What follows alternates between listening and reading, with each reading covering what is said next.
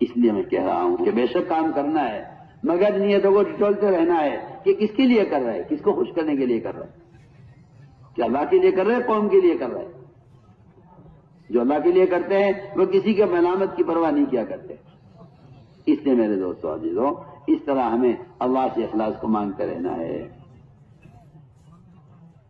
اگلی بات یہ ہے کہ لایانی سے اپنے آپ کو بچانا ہے۔ میں پھر دوبارہ آپ سے عرض کر دیتا ہوں کہ جماعت میں ساتھی منع کرنے کے باوجود باز نہیں آتے، موبائل لے کر جاتے ہیں۔ یہ وہ سب سے بڑی لایانی ہے جو آپ کے ہر عمل کو برباد کر رہی ہے، معاشرے کو برباد کر رہی ہے، اور آپ اس بات کو ماننے کو تیار نہیں کہ اس کو چھوڑ کے نکل جائیں۔ جب یہ نہیں تھا، جب کیا کرتے تھے؟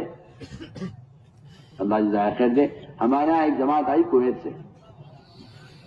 سے، اب ماشاءاللہ بڑے لوگ، مالدار لوگ سب،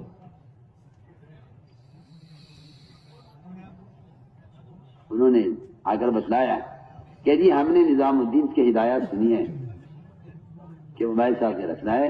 ہم 8 آدمیوں کی جماعت کویت سے آئے ہیں اور موبائل گھر چھوڑ کر آئے، بڑے بڑے تاجر ان میں، بڑے بڑے مالدار لوگ، اگر ہم سے کہیے گا نہیں تو نہیں صحیح۔ پوری جماعت 4 مہینے ہندوستان میں لگا کر واپس گئی، 4 مہینے کسی کے پاس موبائل نہیں تھا۔ ہمیں تو ہدایت جو دی گئی اس پہ عمل کرنا ہے۔ ہم تو جانتے نہیں کہ اس کے بعد کیا ہوگا، جو ہوگا دیکھی جائے گی۔ 4 مہینے کے بعد کہتے ہیں کہ ہمارا یہ پہلا خروج ہے جس سے ہمیں فائدہ ہوا ہے، ورنہ اب تک ہمیں معلوم ہوتا ہے کہ ہمارا وقت ضائع ہوا ہے۔ کہتے ہیں اس کا فائدہ ہوا ہے اس سے کہ ہم یکسو ہو گئے بالکل اعمال کی طرف۔ اس لیے میں آپ کو تاکید سے عرض کر رہا ہوں کہ آپ اس کی کوشش کریں۔ اگر خدا نہ کرے جب آپ سے لے آئے ہو، بند کر کے نہیں سکوائے۔ امیر کی ذمہ داری ہے کہ وہ اپنے ساتھیوں کے موبائل کی حفاظت کرے اور ان کو اس کا استعمال نہ ہونے دے، ورنہ میں آپ کو صاف کہہ دیتا ہوں کہ قیامت میں اللہ تعالیٰ امیروں کو پکڑیں گے کہ تم نے کیا کوشش کی تھی ان کو اس منکر سے روکنے کی۔ اللہ جماعتوں کے ذمہ داروں سے قیامت میں سوال ہوگا۔ میں سارے جماعتوں کے ذمہ داروں سے کہہ رہا ہوں کہ جتنے امیر بیٹھے ہوئے جماعتوں کو لے کر چلنے والے، ان سب کی ذمہ داری ہے کہ سب موبائل بند کر کے رکھیں اپنے پاس اور اس کا استعمال نہ کیا جائے۔ ہاں کسی کو کوئی حاجت، کوئی ایسی ضرورت پیش آ جائے، امیر سے اجازت لے لے کہ امیر صاحب یہ مسئلہ تھا ہمارا گھر کا، اگر اجازت ہو تو یہ خبر کر دیں۔ کوئی اگر مجبوری پیش آ جائے تو کوئی حرج نہیں ہے، لیکن بیان کا ٹیپ کرنا یا اس میں تصویروں کا دیکھنا، یہ تو دین کو کھیل بنانا ہے، اور جو آدمی دین کو ہلکا سمجھتا ہے وہ ہدایت حاصل نہیں کر سکتا۔ اس سے اپنے آپ کو ہمیں بچانا ہے۔ یہ ہے لایانی کا نقصان۔ احد کے میدان میں شہید ہوئے صحابی، بڑی سنیے تو صحیح، شہید کا خطرہ زندگی گرتانی سے پہلے مفرط ہو جاتی ہے۔ کیا کیا فضائل ہیں شہید کے، غور کیجیے۔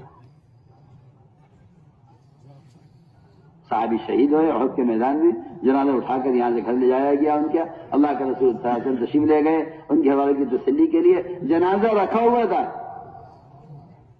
ان کی والدہ نے کہا میرے بیٹے تمہیں جنت مبارک ہو۔ آپ نمائیں ان کی والدہ سے، تم نے اس کو جنتی کیسے کہہ دیا؟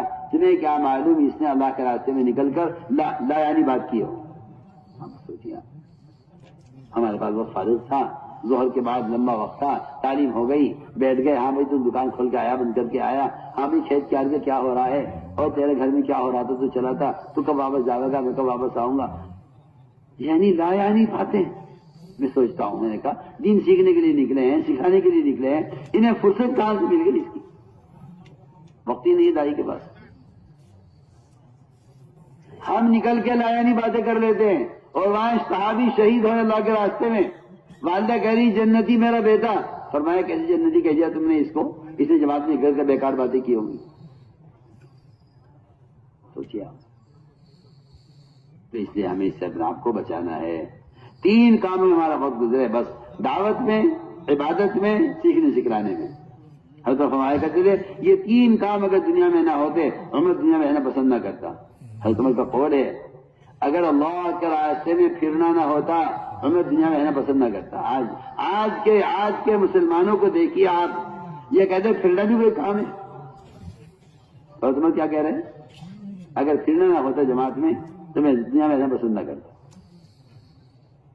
آج کا مسلمان کہتا ہے پھرنے کی اس کا فائدہ ہے، اس زمانے میں کافر کہتا تھا محمد صلی اللہ علیہ وسلم سے کہ آپ پھرتے کیوں ہیں دین کو لے کر، بیٹھیے ایک جگہ دین سکھلاؤں گا، آ جائے گا آپ کے پاس۔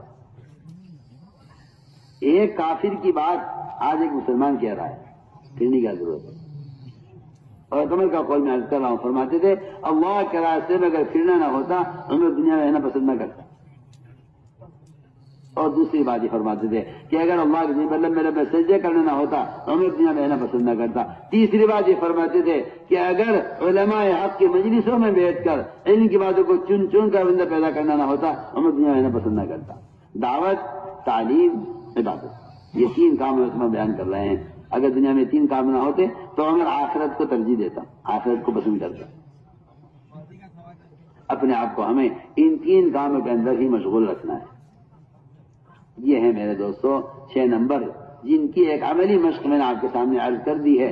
اس کے ساتھ اگر محنت ہے تو پھر اللہ تعالیٰ میں ہدایت بھی دیں گے اور ہم ضروری ہدایت کا ذریعہ بھی بنائیں گے، اور ہم اللہ کے راستے سے اللہ کا تعلق پیدا کر کے کچھ سیکھ کر آئیں گے۔ اور اگر معاملہ دوسرا ہے کہ نکلنے کے زمانے وہ کام ہو رہے جو اپنے مقام پر ہوتے تھے، تو جو آدمی اسپتال میں بدتریزی کرے اس کی تو کبھی صحت کی امید نہیں کرنی چاہیے۔